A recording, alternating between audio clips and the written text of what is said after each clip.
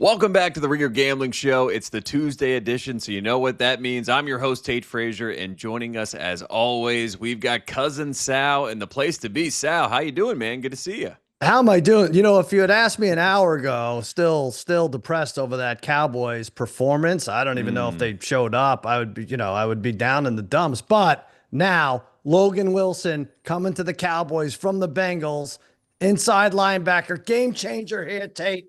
Very exciting. Gets to play for two of the worst defenses of all time in the same season. Good job by you, Logan. Yeah, we almost saw offense versus defense fight in the Cincinnati locker room this weekend. I don't think we've seen that too often. It's like two teams in that locker room, and the Cowboys are trying to figure out what team they have in their locker room. We got Dabbundo coming up later. We're going to talk college basketball. This is the Ringer Gambling Show presented by FanDuel. The best place to bet the NFL all season long. FanDuel's got it all. Same game parlays, quick bets for jumping in live, and your way, so you can build the bet that fits your play. In Missouri, get excited because FanDuel's coming your way December the 1st. Download FanDuel.com/gamblers to get started. Must be 21 plus in present select states and 18 plus in D.C., Kentucky, and Wyoming. Gambling problem? Call 1-800-GAMBLER or visit rg-help.com. Call 1-888-789-7777 or visit ccpg.org/chat in Connecticut.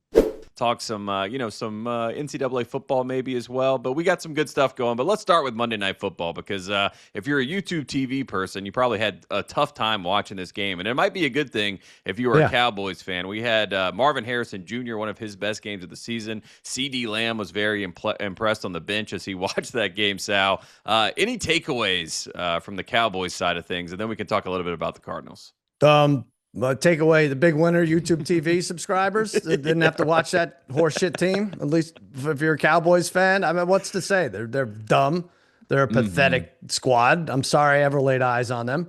Hey, you called it on Sunday though. On Guest Alliance, you did say this. You were like, I am not excited to see the Cardinals play against my Cowboys, and you called it correct. They always beat us up. I think it's something crazy like they're 2-18 in the last 20.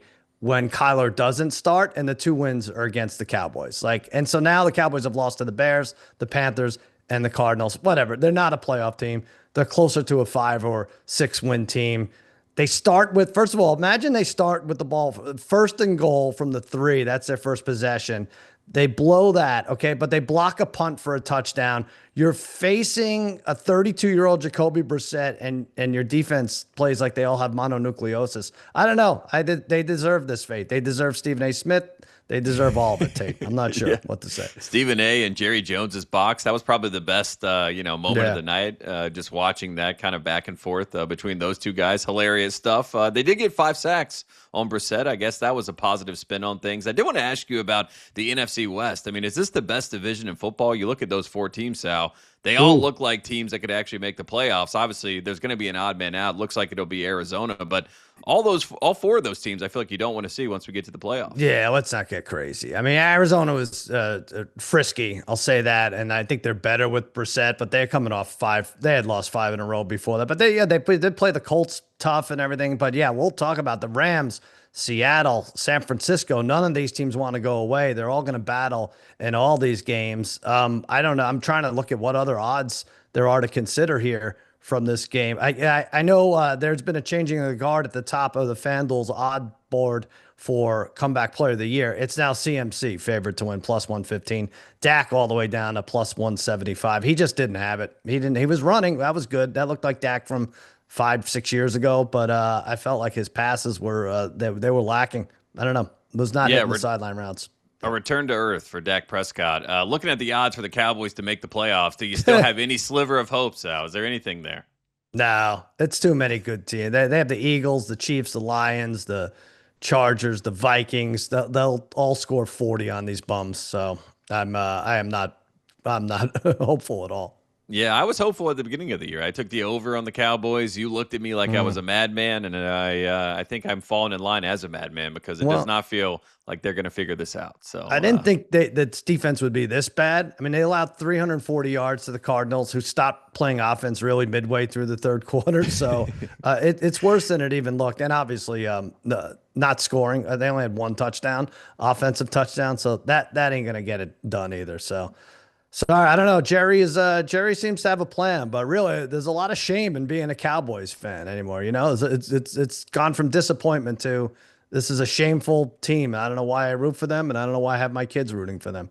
Yeah, I feel like you passed down that burden, and now Right. you know they're going to have to pay for it at some point. But who knows? I mean, Jerry will probably live forever at this point, so they'll continue to watch Jerry that's Jones great in the news. box as he's eating popcorn and having a good time. So That's that's great where we news. sit. Tate, with I the NFL. don't mean to bring you down. This is one of your favorite days of the year. College basketball started, and then it's one of my worst with the Cowboys shitting the bed on Monday night. But we got college to talk. Basketball, football, I love it. Yeah, let's start with football. Let's go here. Line look ahead. We got rankings coming out tonight. Again, if you have YouTube TV, you won't be able to watch the ESPN broadcast as they put together this list. It's a very funny group if you look at the CFP committee, Sal. I mean, I just wanted to get your thoughts. Do you know anybody name-wise that's on the committee? Because I sent the list over to our tailgate group today, and everyone was shocked by some of the names that are on the list. I mean, I haven't looked. I mean, Is it's Van Van Lathan's not on for this. It's Why like not? the AD from Middle Tennessee State. It's a very funny group of people. Well, he's a good dude. Mark Yeah. D'Antonio, former Michigan State coach, is randomly on this list. Justin Fuente, who was the former Memphis, Virginia Tech Didn't coach. he work at Grantland? No, I don't know. That's somebody Maybe else. he did. But he was, the senior advisor of football. I just think it's hilarious when you kind of look at this group of guys. The AD from Arkansas is on this list, and they're making the biggest decisions in college football. And I feel like not enough people know who's actually making these decisions. They just think it's a monolith. Yeah, I don't want to badmouth it because there's a good chance I've had one of these analysts on podcast, so I have to see the list anyway. But yeah, listen, we'll That's get a real to cuz conundrum right there, trying to figure out the CFP. I can't even find it, but yeah, it's bad. It's the fact that it's not even televised for a lot of the country is weird. Maybe they'll put it in skywriting so everybody could enjoy it, although it'll be at night. So I don't know how they're gonna do that, but I'm excited to get mad at these rankings. Absolutely. We'll all get mad. Panthers former tight end Wesley Walls is on this committee. So just a very strange group of people that are making this decision, which I find hilarious. But let's look at the games this weekend. Let's start here. Line look ahead. Number 3, Texas A&M at number 19, Missouri. Mizzou plus 7.5. The over-under is set at 49.5. Sal, who do you like in this game this weekend? I'm very fond of this A&M squad. I feel like I'm betting them every week. I went 3-0 somehow last week. So, love it. But this is probably the best team they've played. Texas A&M has played Missouri because including Notre Dame. I usually like zigging and zagging and favoring the home team in these intense SEC battles, especially when they're catching north of a touchdown, and especially since there have been 27 one-score SEC games played. It seems like a lot. I don't know. Maybe that's not. But the Aggies are special, and they score, and they keep scoring just when you think they're done scoring. Marcel Reed, dynamite out there taking snaps. He's got the 2 running backs around 400-yard mark. Moss could be out, but that's more for Reuben Owens. This Bo Perbula injury hurts Missouri, obviously. 70% passer at 16 total touchdowns. The tight end is probably out too. They beat up Mizzou 41-10 last year, and I think this A&M team is better. I say a little closer, 33-20, but I'm going to lay the big number on the road here, Tate. You're going the other way. I'm going the other way just because of the home field advantage, and I feel like A&M there's still some A&M DNA in this team. We have not seen them falter at all yet, and I feel like maybe they're looking a little bit to the finish line. Maybe they get the CFP rankings this week, and they're ranked pretty high, and they start feeling good about themselves. And I don't think Mizzou's going to win this game, obviously, but I do think they're going to give them a run for their money, limit some possessions, be able to run the football, get a little physical with this A&M team. So I'll just take the points, plus 7.5. So A&M will win the game, but I just feel like Mizzou might cover, Sal. So I'm gonna go the opposite side. It's nice when we're on both sides of the coin. Yeah, we're getting good, nobody man. knows what to do. That's true. Yeah. It's a That's how we get pointless 'em. listen here. I don't even know why Dabbundo is listening right now on this. He's his walking walk to around his house 7-Eleven. right now. We don't know what he's doing. Shout out to Anthony Dabbundo. We got him coming up a little bit later. Next up, line look ahead. We got number 6 Oregon going up to Iowa. Iowa plus 5.5 in this one, and the over under is set at 43.5. Who do you like in this one, Sal? This line scares me as a Jason Duck fan here. I thought it would be a little higher. You know, my model had it at 6.5. Don't ever ask to see my model, Tate. Just know it exists and it's freaking dead on. I need to see that model. I need Raheem's models. I told you not to ask. all the models. You'll never see it. I'll never show you. So, but when you look at the two teams' resumes, pretty similar, right? Both stayed close with Indiana. Both narrowly defeated Penn State, which seems pathetic right now. The Hawkeyes have a good defense as always, top 10 by most metrics. This quarterback, Mark Gronowski, is interesting, right? He has 4 touchdowns and 4 interceptions, but a lot of production on the ground. I think he has 11 rushing touchdowns. But I think Dan Lanning's team, well, I know they haven't lost on the road, and I trust Dante Moore in the Oregon running game, which averages 54 more rushing yards per game than the Hawkeyes. This will be 12 straight losses for Iowa versus ranked opponents. I'm going to lay the points on the road again, Tate. What the hell? I was 3-0 last week. I'll do what I want. Go Ducks, 27-17. I think you like that score.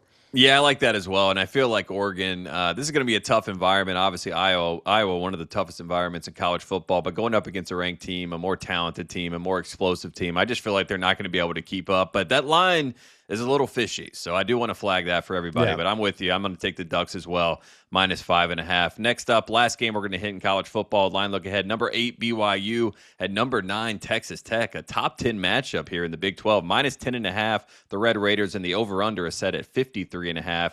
Who do you like in this one, Sal? Oh, man, the Big 12's getting bunchy, Tate. Yeah, we have 8-0 versus 8-1. Like you said, you got 3 2-loss teams chasing these two. For BYU, I'm going over here. I like a lot of points. I thought it would be a lot higher. My model had it at 57.5. It's 53.5. But for BYU, 3 of their last 4 games saw 60-plus points. The Red Raiders have scored 35 or more in 4 of the last 5. I think Baron Morton is going to torch the BYU secondary. The Cougars rank in the bottom half of the country in explosive pass rate given up. Probably should just take Joey Maguire and Tech here, but I'm going to roll with the over 40-25, Tate. And I think Texas Tech is on the left side of that score. And you like that? I like that as well. Yeah, I'm going to take the Red Raiders. I saw what they did to Utah. I feel like they're going to do a similar thing to BYU. BYU, one of the last few undefeated teams in the country. So this is going to be the time where they finally meet their maker. And I feel like Texas Tech is going to take control of the Big 12, a team that was much maligned in the offseason for going all the way in with a bunch of money in the transfer portal. But guess what, folks? Looks like it's going to work out. So minus 10.5 is a big number, but I'm going to take it with the Red Raiders. I think they win this game by a couple touchdowns. So a high-scoring affair, but I think they get it done in the end. So there you have it. College football, we're locked in. Let's hope Sal can go 3-0 again. I believe in the models. I think the model you will have work. to win too, Tate. We're against each other on a couple of these. Yeah, we're going head-to-head. It's all There right. you Clash of the Titans. We'll see what happens. Let's track to the future, and let's go to a sport that's near and dear to my heart. Let's talk some college basketball. First up, national championship odds. If you go right now and look at the odds, Purdue, the preseason number 1 team in the country, and Houston both favored as the favorites at plus 950. Sal, do you have a team that you like on the board that is probably not one of those favorites? First of all, I had no idea your infatuation with college basketball, and I'm glad. I was like, you started adding this stuff to the outline. I'm like, oh wow, he knows college hoops. Let's do it. I like a team. I liked 6 teams yesterday, Tate. I hit a parlay. Duquesne, Penn State, Pitt, Western Kentucky, UCF, and St. Mary's. Not quite even odds, but easy enough. A 6-team money line parlay. I think only one of them was close. I think I had to sweat out. Did UCF play Stony Brook or something? I don't know. There was like one game that was like 4 points. But anyway, as far as listen, Johnny Dawkins. You're the guy here. Who's going to win the championship? Then we'll get to my dumb picks. You give a couple here. Yeah, I feel like Purdue is, they're happy to be there as the preseason number 1 team. I'm still a little bit wary of that group. I think they can make a run to the Final Four. I just don't see them, getting the job done in the end. There's no shade to Purdue. Matt Painter is one of my favorite coaches in the country. Obviously, our guy Harry is very anti-Matt Painter, but I'm a big fan of Matt. Hates him, but I'm a big fan of Matt Painter. Kelvin Sampson, Houston looked a little bit, out of sorts against Lehigh last night. They finally got it together. I do like the talent on that team. Uzan being back, Sanak, a freshman for them that looked really good in that game, Emmanuel Sharp, another familiar face on that team. So Houston's a really good team. Obviously, you can always bet on Kelvin Sampson, but I still am not quite buying the Cougars to go and win the national championship. But I'm going to take another team that is maybe a little bit off the beaten path, and we just talked about their football program, but I'm going to take Texas Tech. Grant McCasland, one of my favorite coaches in the country. He is slowly moving up in the zeitgeist. A lot of people know his name now, USA Basketball affiliated. And they got JT Toppin. I know they lost Darian Williams, who's now at NC State. That's going to be a big loss for this team. But they were right in it last year. They could have made a run to the Final Four. Most people, if you watch that game, thought they were on their way to a Final Four. But at plus 2,000, I like the odds there. I think Toppin's going to be first-team All-American, and I think he's going to be a name that a lot of people, if you don't know now, you will know in the near future. Another team I like that's a little bit more in the middle tier of odds, I like Gonzaga.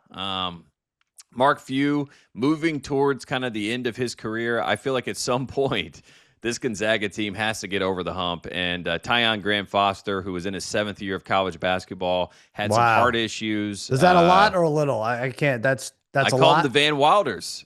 He's a Van Wilder, and he's going to be playing for Gonzaga this year. A great scoring guard. I think they got a good team. Huff is back, another name that people might know from last year's team. So a good group at Gonzaga. I think the odds at plus 3,500. You can take a swing at them. So Texas Tech plus 2,000, Gonzaga plus 3,500. But you have another team that I like as well. Who do you like? Well, I like both of you. Not that it matters what I like, but I like both of yours. I feel they do have Final Four odds, right? Because I feel like when you take Gonzaga at 35-1, I think I did this last year or 2 years ago. It didn't pan out. But what are you going to get? What seed wise?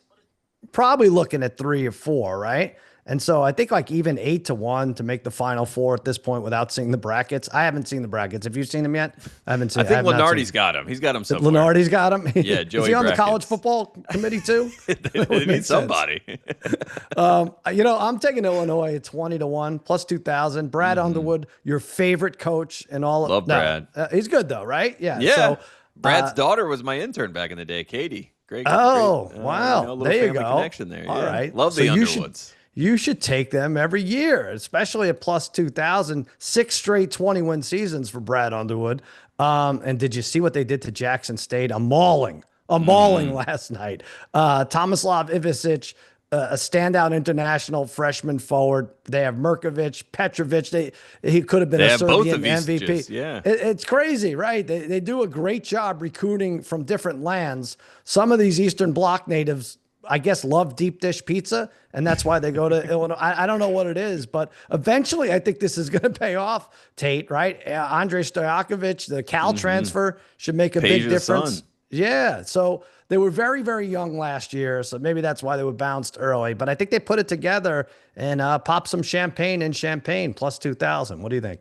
Yeah, I like it. The Balkan boys. I also have a soft spot for Illinois basketball ever since 2005. Really love that team. They played North Carolina in the national championship game, and obviously close but no cigar. So I feel like at some point Illinois is going to get over the hump and figure it out, and maybe this is the year with all the Balkan boys. So whatever happened to Cockburn, which you can't say it that way. It's Colburn, right? Kofi Cockburn.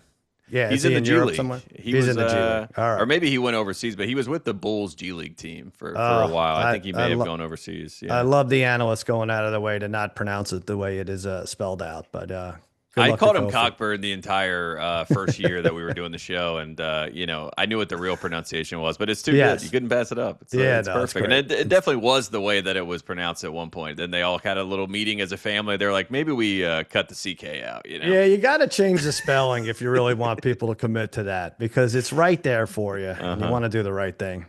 It's too good. Right thing, It's too good. Next up, Track of the Future, best conference value pick. Obviously, the Power Four. Formerly the Power 5 conferences. Maybe the Big East is in there. You could call it the P5 in college basketball. Do what you want with that. But is there a conference value pick, Sal, that you see on the board that you like?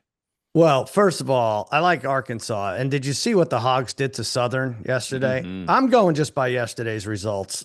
No, they trounced them by 32.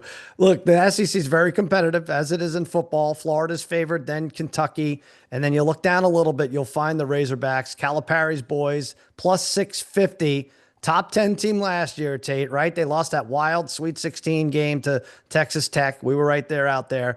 Look for Carter Knox to break out in his sophomore year, I think. DJ Wagner, Trevon Brazil seem to be underachievers, could also come alive. But, you look at the SEC, Kentucky vulnerable in the preseason, right? They lost to Georgetown. Could be tough for Florida to get as far as they did last year. I like plus 650 for Arkansas to have a strong record. Calipari takes the SEC. This is regular season title on FanDuel, right?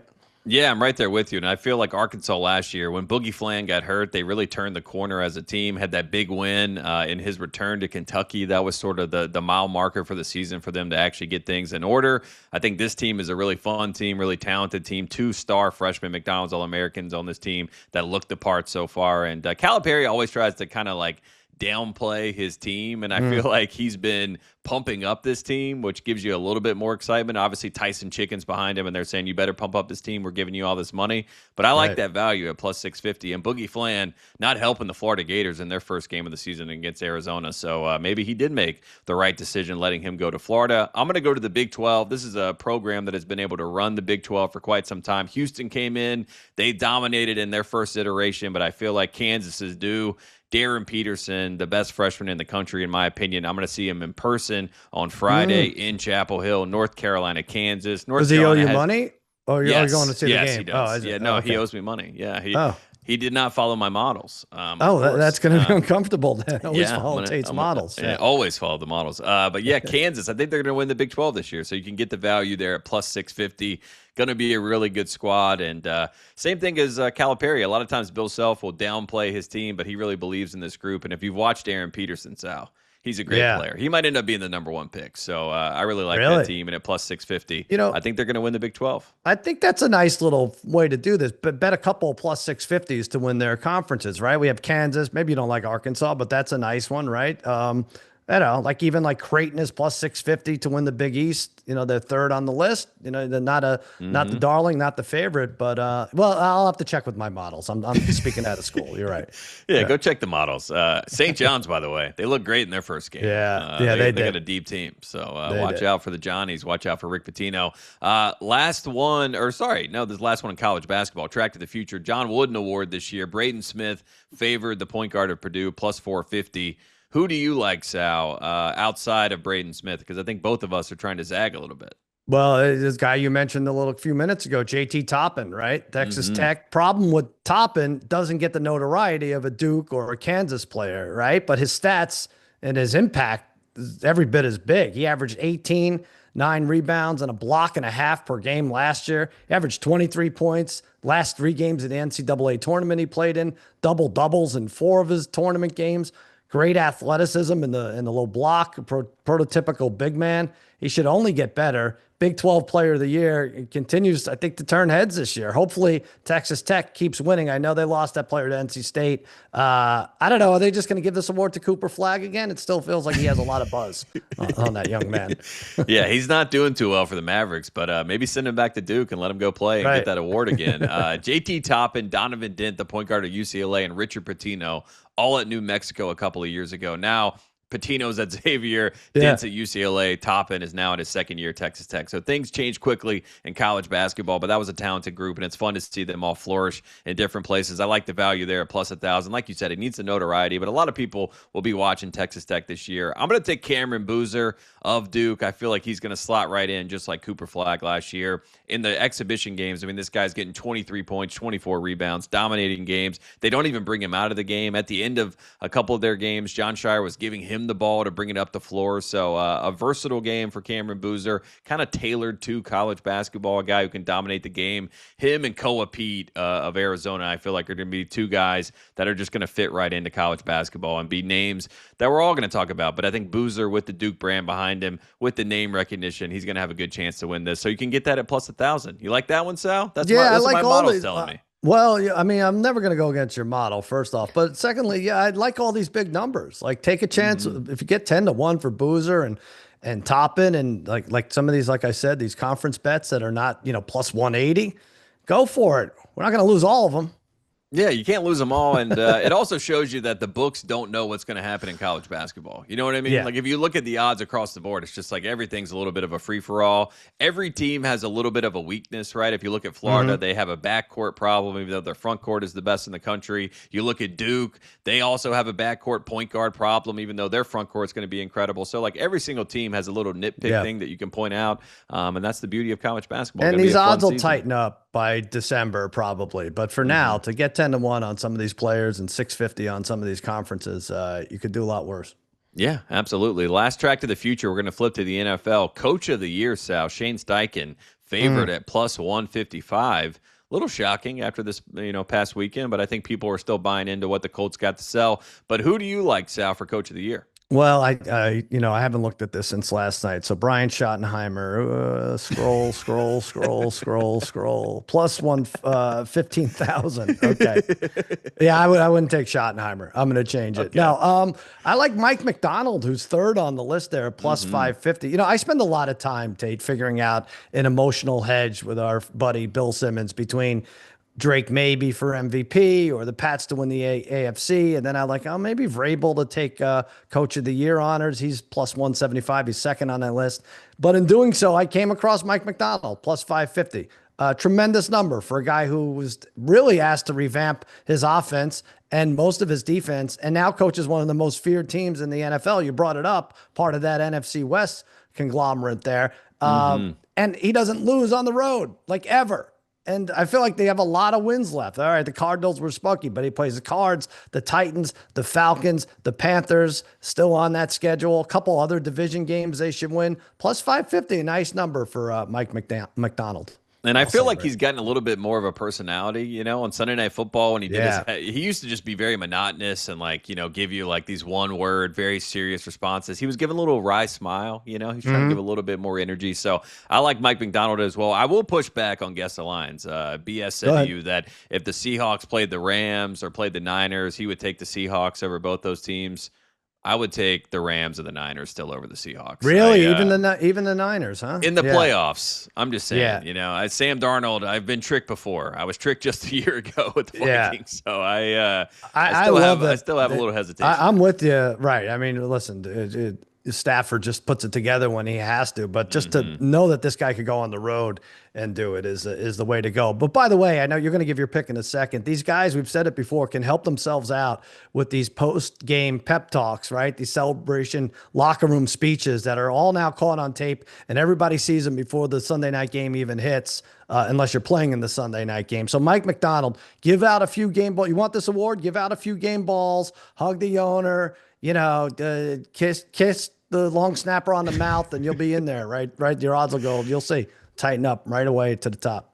Yeah, it makes me not believe the locker room environment now that there's so many cameras in there, I need to see a BTS of the BTS now at this point. I need a secondary camera to let me know what's really happening there. But I like McDonald. I think that's a good call. I'm going to go with Vrabel. The odds were plus 250. They've moved down to plus 175. So there's a lot of momentum for that team. I think Vrabel's handshakes, his daps after the game, getting a lot of people fired up. And I think everybody's just excited to celebrate New England post-Belichick. It seems like everybody's turned on Belichick. So Vrabel's got a nice, positive momentum. I know there's going to be a big podcast that's going to be pushing Vrabel for Coach of the Year. I think that'll help a little bit. So plus 175.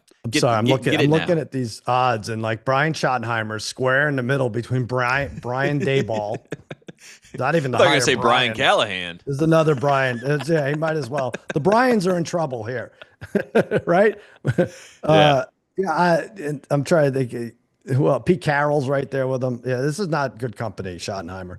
I feel like Canales could be Dave Canales could be a dark horse. If the Panthers go on a nice little run, they win those games in their division coming up in the next couple of weeks. Maybe Canales. I don't know what his odds are right now, but I would throw him out there too. He's actually sixth. He's 19-1. He's actually tied with Sean Payton for fifth. So not bad. They're not going to win the division, but I think they're in the hunt for the playoffs, and if they make the playoffs, maybe there's a chance he sneaks in. Possibly. There, I can't believe that team. Your team is right there to make the playoffs. Unbelievable, Tate. Good job by you. Beat the Packers. Had a lot of friends there from North Carolina that flew up to Green Bay. Shout out to those guys. We're going to take a quick break. When we come back, we're going to do some over-under reactions. And then on the other side, we're going to have Anthony Dabbundo join us. And he's listening right now. We'll be right back. after the break. The Ringer Gambling Show is brought to you by FanDuel. FanDuel's putting you in control right from tip-off. That's right. You get to choose your reward. Play it safe. Go for it. Feeling bold. That's your move. Whatever your style, you're in control. I like some future bets for the Final Four. You can go right now and find those. Maybe you take Purdue. They'll, preseason #1 team. Maybe you take them to make the Final Four. I don't like them to win it all,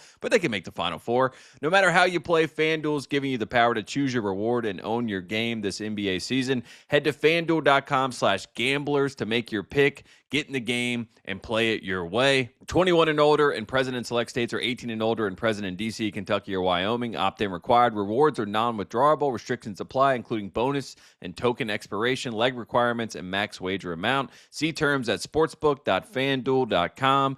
Gambling problem? Call 1-800-GAMBLER or visit rg-help.com. Call 1-888-789-7777 or visit ccpg.org/chat in Connecticut.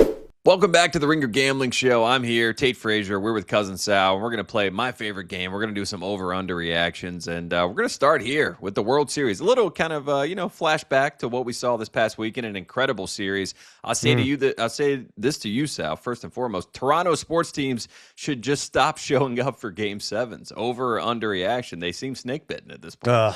Very sad. Underreaction. Just, don't get off the bus. Game 7. You should only agree to play in 5-game series. Make a deal with the league, Toronto.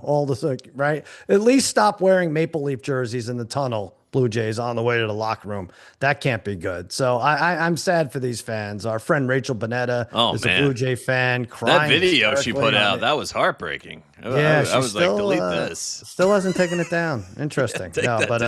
We love you, Rachel. T's and P's there. But listen, Game 7, by the way, Magic Johnson called it one of the most important games in a series. So I don't know if that hits home with people, but look, for the most part, sports suck, especially when you're caught in a 30-year rut. Ban Game 7s. Too devastating for the losing fans. I will say they did win back-to-back World Series not too long ago. So they kept trying to harken back to, like, it's been so long, this drought. It is 30 years. Yeah.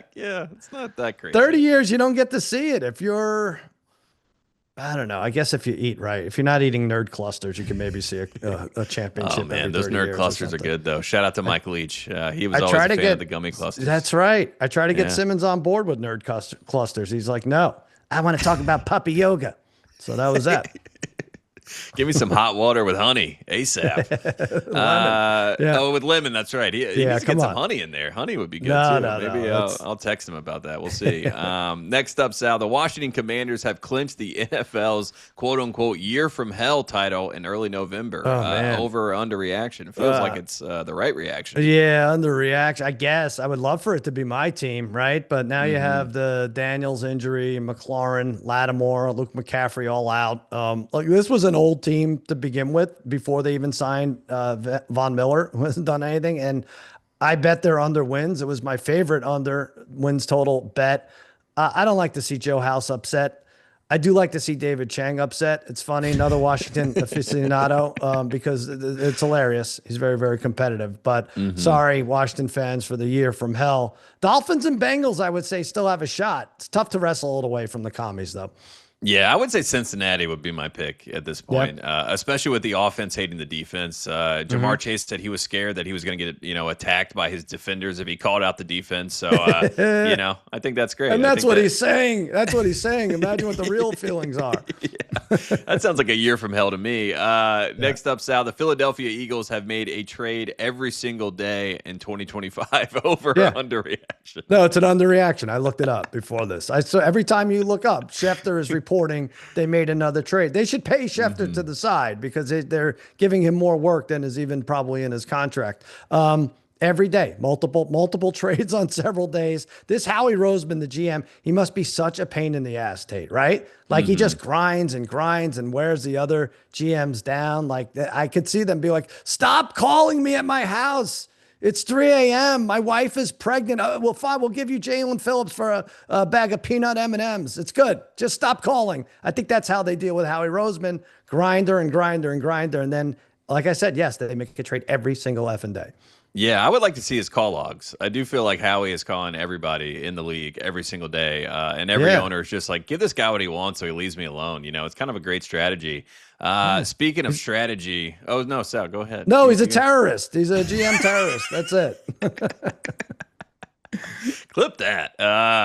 Next one. This is a terrorist organization as well. The Meow Mix podcast. They famously quit after a couple weeks into the season. They said they're done with the Carolina Panthers. The Panthers go on a nice little run. They're back above 500, same record as the Kansas City Chiefs. And then they announced, Sal, that they are going to be returning to the airwaves.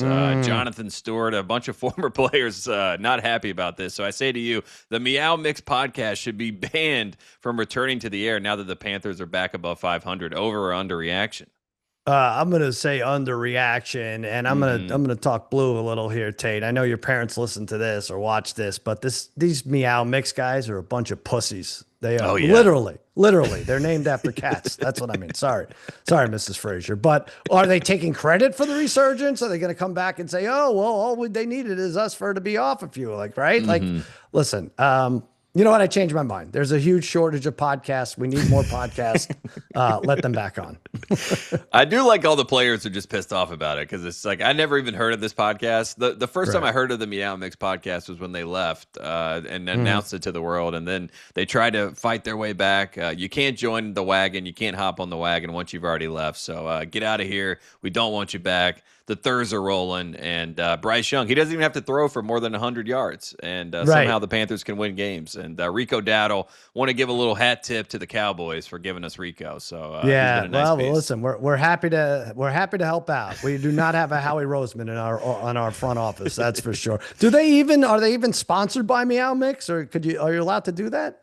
I don't even know. Maybe they are. Maybe it was like sponsored, like a kitty cat's operation. I don't know what's going on there. All I know is cut off the microphones.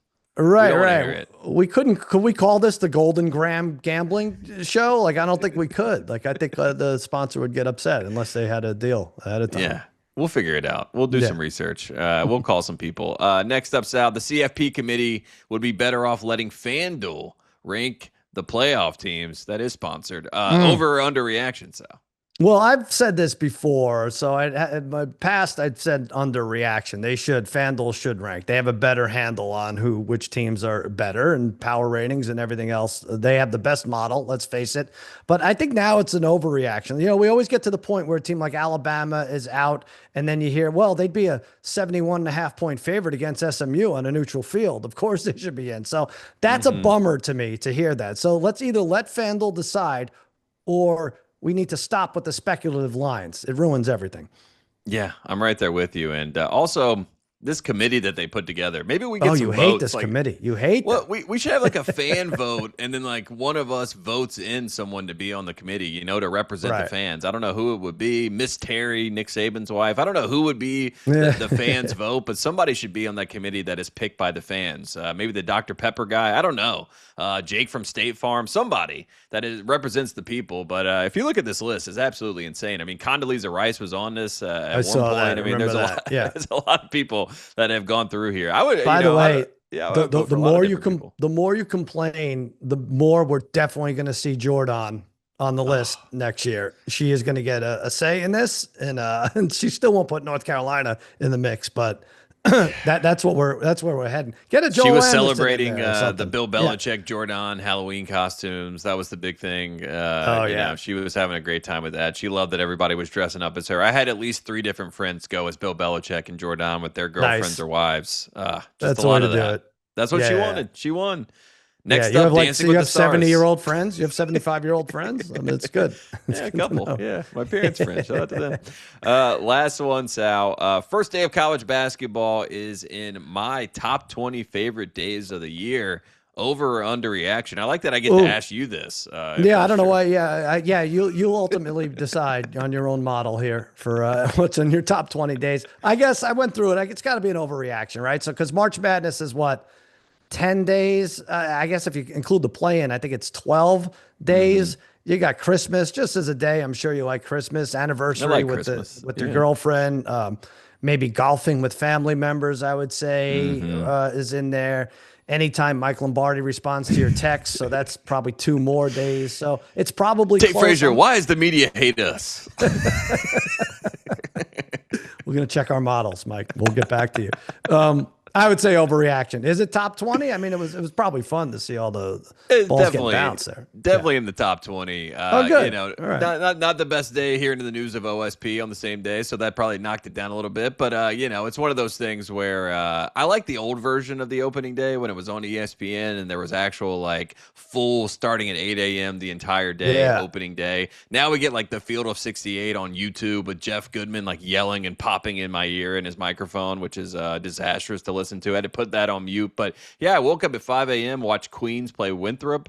Shout out to Coach Prosser, Skip Prosser's son, head coach of Winthrop. He was my old basketball coach at Wake Forest basketball camp back in the day. So good to see him get the first win of the season. So, you know, great day. What great a times. lunatic. You woke up at 5 a.m. to watch Queens College play. I'm not sure if that's more degenerate than anyone else waking up at 6:30 to watch the Jaguars or whoever in London on the West Coast. You know what the most degenerate thing was, Sal? Our friend who you know as well, Sean Hurley, was at that game. I get a text from Sean Hurley in the gym of Woj, who's also in the gym. St. Bonaventure was going to play afterwards at the Rock Hill Center. So he sends me a picture of Woj at 4:55 a.m. as I'm rising to wake up for this game. And I was like, man, college basketball is back. It's the best. All right, I'm going to have to re-rank the degenerates here. You waking up at 5, our buddy Sean Hurley actually going to the game. I initially this week I had Harry, our friend Harry, at the top of the list for betting slap fighting, giving out picks on slap fighting. So, but maybe I have to change that. That's something else. I just want to be in the top 3. I'll go look at the models and see if I can get in there. We'll see what happens. Get you in the top 3. Yeah, we're going to take a quick break, and he's in our top 3. We're going to take a quick break. When we come back, we got Anthony Dabbundo to join the show, and we're going to talk some college basketball. We'll be right back after the break. Welcome back to the Ringer Gambling Show. As promised, joining us now, also a member of the Ringer Gambling family. You know him very well. It is Anthony Dabbundo. Dabbundo, good to see you, man. It's good to be here. I'm trying to add to the degeneracy of this show. Please. I've wagered on 4 different things today. Mm-hmm. Okay. The NFL, I put a bet down for the weekend. Okay. College basketball, of course, in full swing, which we're going to discuss. Right. Champions League soccer today and tomorrow. Yeah. And of course, it is election day. Get out and vote, everybody. I voted, or will be voting later this afternoon. And I did bet a couple things in the election. So if Mamdani gets over 50% in New York City, if potential governor Mikey Sherrill does not win Morris County, I'm going to be a very happy person tomorrow morning. Dabbundo is he's going to swing the election. He's got his life savings on Curtis Sliwa. He's to win Staten Island. Love it. Dabbundo, real quick. Arsenal. Sorry, Tate. No, go ahead. Atletico Madrid. And who's the third winner? Just give me. I guess I would have to take a half a goal on some of these others. Tottenham. I don't know. I don't dislike any of them necessarily. Okay. I wouldn't bet Spurs though. They're not reliable to score. Okay. At the moment. Their attack has been bad. All right. Okay. Sorry about that, Tate. We'll never ever do that again. We need a degenerate sidebar at the top of the show. That's how we get into things. Well, I'm going to make another 6-team college basketball parlay too. Don't you worry. I'm going to keep doing it until it loses. Yeah, not the best day of games. Yesterday was a little bit better, but again, we got a big matchup, Texas-Duke. We'll talk about that at the end of this, but I want to start at the top, the point of the pyramid. Title favorite, Dabbundo. We talked a little bit about this at the top. I like Texas Tech. Sal was throwing out a shot for Brad Underwood in Illinois, but is there a team right now that you believe in that can win the national championship? I don't know, Sal. Is it bad if we're really aligned? Oh, really? Because I like Illinois too. I think that they should be up in that top tier. I mean, on pure talent, they're always there. They always bring in, like you said, all the European characters who I think the models and the projections, they don't really know what to expect from those guys at the same level. They're kind of more of an unknown. Take that back. My model is all over it. So you can make fun of other models if you want, but yeah, go ahead. So I mean, look, we know they're going to be an elite offense. They can score. They're always going to dominate the glass. That's like an Underwood staple. The big question is like, is there enough defense there? I think that, based just on the projection models, not my own model, because I don't have one running for college hoops yet. Not yet. What's wrong with you? When I do, Sal will be the first to know. What are you waiting for, dude? It's like the iPhone. They're a top 5-6 team by Ken Pom. Bart Torvik's a little lower, but Like the 5th best team in the country there's a 30-1 out there on them. And there's other teams at like 10-1. So yeah, I mean, I like Illinois. I think they're right there in the mix. I love this talent group, and it's not like they haven't been good. Like I know they've kind of like been Jekyll and Hyde over the last few years, the last couple years especially, where it's like, okay, they're a top 5 team one night, and then the other night they're losing on the road to Northwestern. But I think that they have a super high ceiling to be one of the best in the country. I like that call, and I feel like Brad is, he obviously hears all the chirps, and Brad has tried to make those adjustments. And it's nice that they have Boswell. It's kind of like Boswell surrounded by a bunch of Balkan boys, and they got the scoring punch a little bit with Stojakovic. So it's a good group. They have size, they have length, so I like Illinois as well. Let's go to conference winner. Let's start in the Big 12. You're going with kind of old reliable here, Dabbundo. Why do you like the Cougs? Look, there's it's like buying the S&P. It's like buying bonds. Maybe a little less risky than buying Bitcoin, but like Houston is the highest floor team in the country every year because they win the hustle stats every night. They win the shot volume every night. They're always extremely sound defensively. And there might be like a game or two where they don't score for 8 minutes and you're like, oh man, this could be a problem. But then they just grind teams to a halt. And I like Texas Tech. BYU's interesting with DeBanza. Kansas has a whole new roster, and the old roster build was terrible, so it didn't work. But now it's like, all right, those teams can all play for second, and we'll probably make a case that when Texas Tech is like a 3 seed, they can make a run to the Final Four like we did last year. But we just know Houston's going to be the best team in the Big 12. So if you don't mind laying the plus 150 for 3 months, we'll catch you in March to cash those tickets. I like that. I just, some of these we talked about the plus 650s. They're fun to take swings at for these conferences, but some of them, like it is a 3-month long bet when you're not betting Houston it's not the conference tournament, right. Where if Iowa State upsets them in the second round, you'd lose. This is betting on that. Just at some point, they're going to have like 27 wins. It's like, oh yeah, they won this by 3 games. Why not be on this? I like that bet. Yeah, I like that as well. Good call with the Cougs. And Kelvin Sampson's really good at like downplaying the team. Last year, he was like, we're in the dog park, and there are no Shih Tzus in this dog park. It's only big dogs going after each other. So he knows how to suck up to the rest of the Big 12 coaches. He's done a good job with that. Is there another favorite conference winner that you have on the board, Dabbundo? But we just talked about the Illini. I'm not as high on Purdue as everybody else. I mean, I get metrically why all the models love Purdue. But this team is like pretty similar to last year's team, and that team had real defensive flaws. I'm not convinced that Purdue is all of a sudden going to be back to being this great defensive team. Last season, they were 53rd. They finished in KenPom adjusted efficiency. KenPom right now has them 28th. So they're going to score a lot of points. But ever since Zach Edey has departed their rim protection, it's like we'll see. Like Kaufman-Renn, as good as he is, not a great defender. Undersized. Yeah, so you can pick on them, and there's a lot of big teams in the Big Ten. So I think the Illini are going to be right there again. Again, kind of looking for the speculative upside wagers on teams to potentially push them. And right now, I mean, KenPom says that if the two teams were to play each other on a neutral court, the spread would be like a point, point and a half. And one team is, a heavy favorite, and the other team is, 7-1. So I like Illinois, and then I'm going to back Avila Nation in the Atlantic 10. SLU. Robbie Goggles. I mean, they had a lot of injuries last year. It was the first year of that system. And even in the profile, like you saw all of the offense just immediately leap with Josh Schertz. So I feel like this offense could go to another level for them. VCU, new coach. Dayton doesn't look as talented this year. So I like SLU to win the A10, one of my favorite leagues to watch week in and week out. Yeah, you can get that at plus 430, so that's a good number there. And Schertz is going to be a guy that's probably going to be up for some bigger jobs this offseason, so that's another name to keep an eye on. Next up, favorite CBB storyline. Obviously got a lot of good freshmen.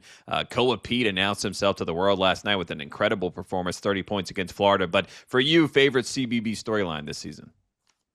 I'm excited to watch the kids. This is the first time I feel like I'm feeling really old because it's like players that I remember watching, in this case of Boozer and Carmelo, and now their kids are in college basketball with the Boozer twins. Last night, watching my Orange, Kai and Anthony had a solid game off the bench, looks super athletic. I think, not necessarily too polished at the moment, but the athleticism was definitely on display for him. And so I'm excited to watch all of these kids now because now I get to be the old man. I'm not old, but like the elder statesman that says, I remember watching his dad play back in the day. And so now I get to do that for the first time. Sorry, Tate, in terms of Dabundo's age, my model has it at 36 and a half years old. That's too high, Dabundo? Here's a That's way too question. high. Here's a question. How old, if as a 26-year-old man, is too old for me to agree to a date with how old? What's the upper bound of the age range that I can ask a woman out? Wow. Is this your I think 41 and a half, storyline? Dabundo. I'm going to go 41 and a half. Yeah, All right, you're I'm good. clear. All right. 41 and a half? He's 26? Yeah, that's good. I think you got about 15 years where you're all right. And every I once go- in a while, you get one of those, Dabundo, and they, I give you a ran little into the life. situation Yeah. at the bar on Friday night, and the question was like, could I ask a Little wisdom. 35-year-old out? Yeah. I think 35 is good. I would have said 39. I don't think you could push 40 until you're at 27 or 28 yet. But go ahead. Okay. 29 probably. And what happened? You asked Just her checking. out? Yeah, well, Well, I'll we're have just to give checking. you- What happened? No, you'll have to find out on Friday how it went. Oh, you asked her out, and she said yes. Yeah. Mm-hmm. Okay. Nice. Oh, wow. Oh, this is good. Thursday this is night. really good. I'm not sure I should be giving Sal this ammunition, but I'm going to do it anyway. We might have a Dabundo the second on this show in the future doing his picks. That would be great. Our producer Jack cautioned Dabbundo against telling me anything about his love life, and I said, "Jack, shut your effing mouth. We need this is great content, and I could maybe help this man along. Yeah, Figure there it you out. go. Give some guidance. Here's a list of father-son connections in college basketball, by the way. Kai and Anthony, as you mentioned, we got Shaquille O'Neal, Shaq's son, playing at Sac State for Mike Bibby. Bryce James got a DNP last night for Arizona. Ramon Elijahwan and Akeem Olajuwon's son with Louisiana. Layman McGrady, Tracy McGrady's son. Caden and Cameron Boozer. Andre Iguodala II with Baylor. Stojakovic, we mentioned, with Illinois. Stephon Marbury II with Cal. And Jermaine O'Neal Jr. With SMU. So there you go. Big list, a lot of kids. I like that storyline. It would be great if, there's a lot of pedigree. It'd be great with the transfer portal and guys moving all around. If you had just one team made up of all these players, right? And it was coached by a John Richard Thompson Pitino. Jr. I don't know. Yeah, Richard Pitino. Yeah, that's the way to go. Yes, they should have all gone to Xavier and played for Richard Pitino. That would be great. That would, win or lose, that would be, people would watch that team right all year long. That'd be a fun team. And you're going to go not too tell different Bill from the Blue that Jays. I said, yeah, That's there you true. go with the Blue Jays. Yeah, you're going to tell Exactly. Bill that I All said the they could Suns. win 45 games, Sal, and he's going to get pissed off at me. No, I didn't tell. Bill listened. He listened 3 or 4 times to that podcast. He knew that. Yeah. Next up, let's talk about Rick Pitino, Dabbundo. Do you believe in the Johnnies? Do you think they can actually make a run this year? I mean, I think it'd be hard to not believe in the Johnnies. I guess the question is like, what does believe mean? Like, because believe is national championship. Right. That's the thing. Like, if it's like, oh, they're gonna win the title. Like, I don't know. They don't have a point guard. Bryce Hopkins is awesome, but he hasn't played that much basketball in the last couple of years.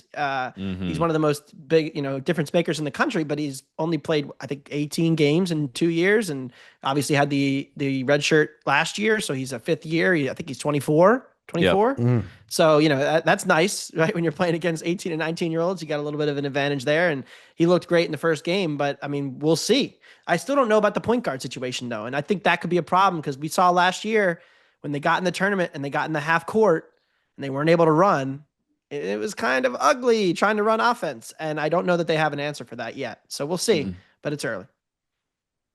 I like that call because it is funny. Like, they have a point forward in Dylan Mitchell. Ian Jackson's more of a combo guard. Osiah Sellers is a shooting guard that now says he's a point guard. And if you watch that game last night, every time they got a rebound, it was 2 different guys trying to get the ball to bring it up the floor. Like, they were basically fighting with each other to figure out who was going to bring the ball up the floor. So that's something to keep an eye on. Let's talk about this rivalry, Dan Hurley versus Rick Pitino. UConn, do we believe that they will be back to the version that we saw 23-24? Because last year they definitely fell off the beaten path a little bit. Now, I did not watch. I did not get to see a ton of the UConn opener last night, but I did read about it. They really struggled in the front court against New Haven without Terrace Reed. They have no rim protectors, 0. And that was the difference last year. I mean, last year they had no defense. It was a terrible team defensively, and that cost them a lot ultimately. And their inability to guard the perimeter knocked them out of the tournament, but their inability to guard the rim was the reason they were so mediocre most of the season. And Terrace Reed might be good, but he's no Donovan Clingan. And Donovan Clingan ain't walking through that door.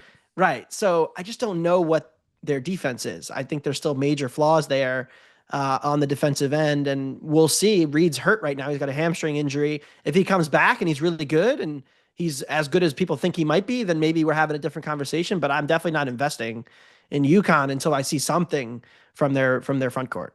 I think this is a year Dan Hurley physically has trouble making it through the season. Like I see like a panic attack. I'll put it lightly, a panic attack on the horizon where he has to spend the night in the hospital. I don't know if Dabbundo could parlay that with Curtis Lewa on whatever junk site he's getting these down on, but that might be the way to go.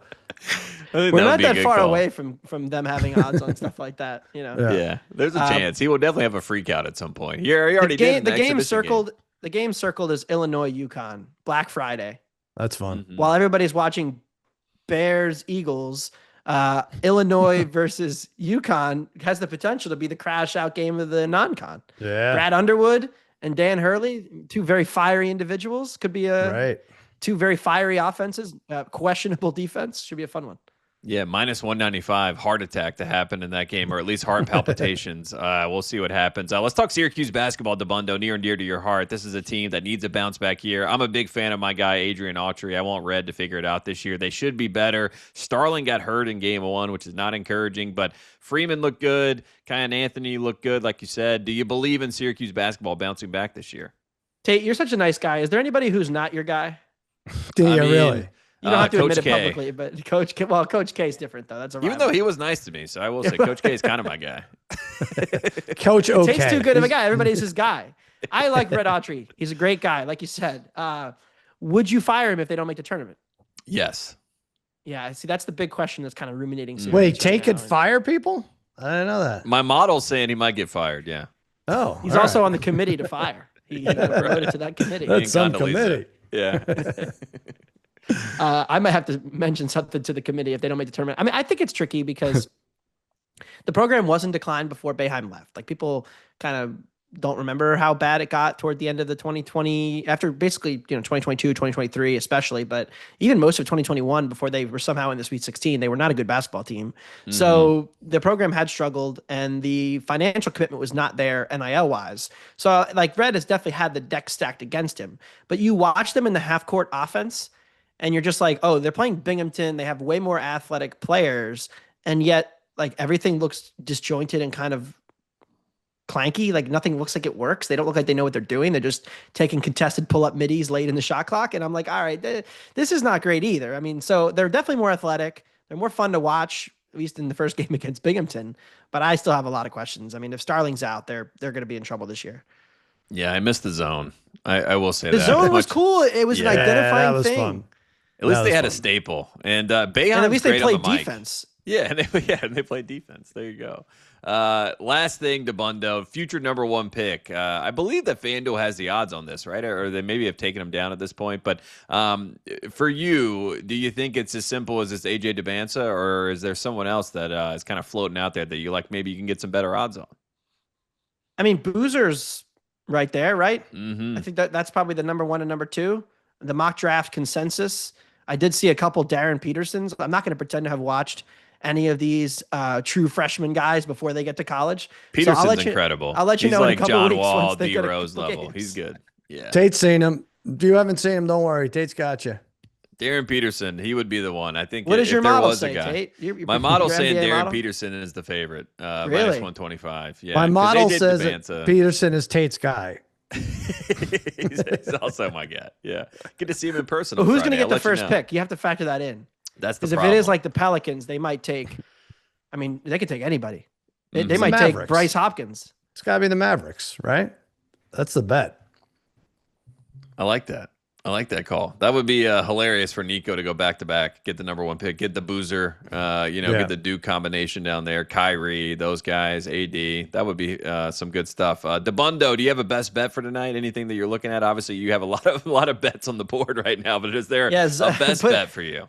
Put it on the graphics. Zoran Mamdani to get over 50% of the vote in the New York City mayoral primary. Best bet. The thing is, the fun of these college basketball games early in the season is that because the market has no idea who's good and who's not good, and the market is like the lines move. Like I bet. Tell them what you put on the chat. That's fine. We're going against each other here. All right, That's okay. Well, I took Duke 7.5, but the thing is, it's 9.5 now. So I'm gonna say Duke to win by exactly 8 or 9 points. So that way, Sal and I can both win because we are head to head on this game. Although sort of, different bets. I'm taking Texas plus the 9.5 day. The Dick Vitale Invitational. It's very exciting. Bunch of diaper dandies in this one, baby. So look, Tremont Mark, Jordan Pope, great backcourt for Texas. Sean Miller's first year in Austin. Brought some talent from Xavier. Got the good Johnny transfer, right? I'm sure Simeon Duke will Wilcher. win. Yep. Yeah. Dabbundo will be happy. I don't know. Probably money line is the way to go. But they don't ever really drop these openers. And I know they have endless 5-star recruits, but maybe too young, too early to deliver a blowout win here. So I would say 77-72. Take the 9.5. Mike Meatballs, I gained the point. Throw that on that graphic.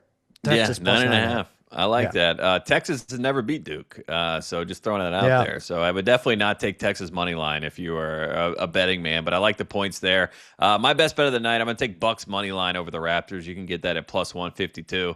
I should probably lean into college basketball. But for God's sakes, what are you doing here? This is a silent protest? What is the NBA? Raheem was complaining in the chat about the NBA last night. He's like, I bet this team closed 10 points higher than they were, and none of the players played, and they won anyway. I'm like, I don't know how people bet the NBA day to day. You know what? I'm gonna unless it's props. I'm going to recommend Raheem better be careful. Raheem that he create a model. The NBA. Yes, exactly. He needs to create a model, that Raheem, and then he'll be just fine. Oh, man. I love it. Well, there you have it. The Ringer Gambling Show. We appreciate everybody tuning in. The Tuesday version of the show. Dabbundo and Sal will be back later in the week, letting you guys know what's happening in the world and also getting an update on Dabundo's date, I'm sure. Dabbundo, thanks so much for coming on the show. We appreciate you hopping on. Sal, you're the best. Thanks so much. And we will talk to you guys later in the week. Must be 21 or older and present in select states, or 18 or older and present in D.C., Kentucky, or Wyoming. If you have a gambling problem, call 1-800-GAMBLER or visit rg-help.com. Call 1-888-789-7777 or visit ccpg.org/chat in Connecticut. You must be 21 or older and present in select states. For Kansas, in affiliation with Kansas Star Casino, or 18 or older and present in D.C., Kentucky, or Wyoming. If you have a gambling problem, call 1-800-GAMBLER or visit fanduel.com/RG, 1-888-789-7777 or visit ccpg.org/chat in Connecticut, or visit mdgamblinghelp.org in Maryland. Hope is here. Visit gamblinghelplinema.org or call 800-327-5050 for 24/7 support in Massachusetts, or call 877-8-HOPE-NEW YORK or text HOPE New York in New York.